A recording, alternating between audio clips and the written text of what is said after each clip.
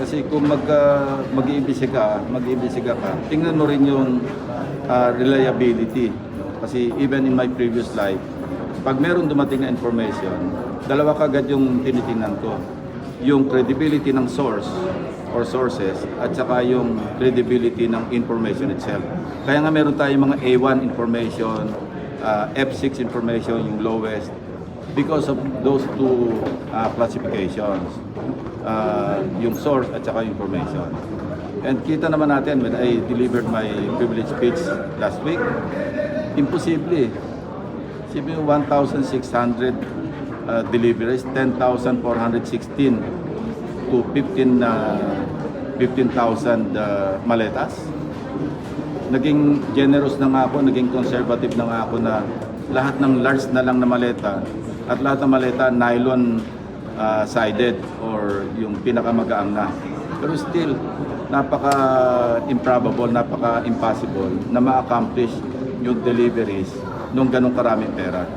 And, you know, I have it on a good source na yung withdrawals during the period in question, sabihin natin 2022 hanggang 2025, ang biggest single withdrawal, 20 billion lang eh.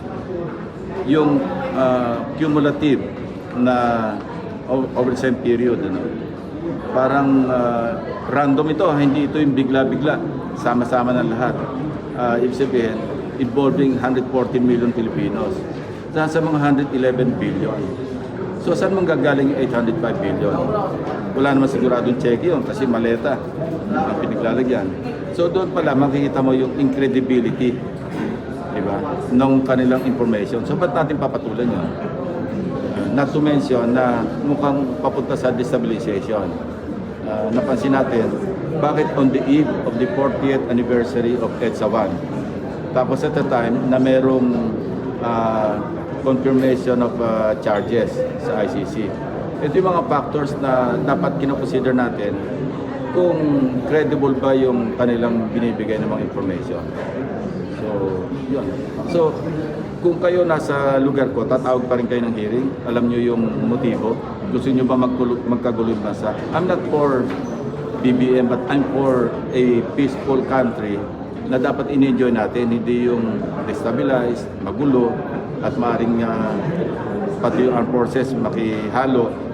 Gusto nyo ba maulit yung ganong situation? Of course not. Huwag nating ilihis yung ano. Ang sinasabi ko, hitting me back.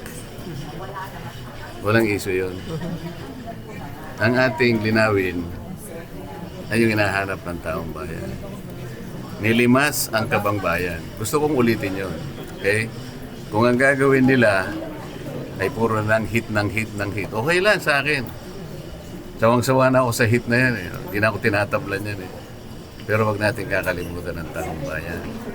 Lahat ng sinabi ko ron na dapat puntahan niya, sapagkat yun ang sinabi niya, lahat ng ebidensyang kakailanganin, pupuntahan natin. Ang dami ko sinabi sa aking privilege. Kung sino-sino ang dapat napuntahan. Diba? Hindi niya sinagot. So,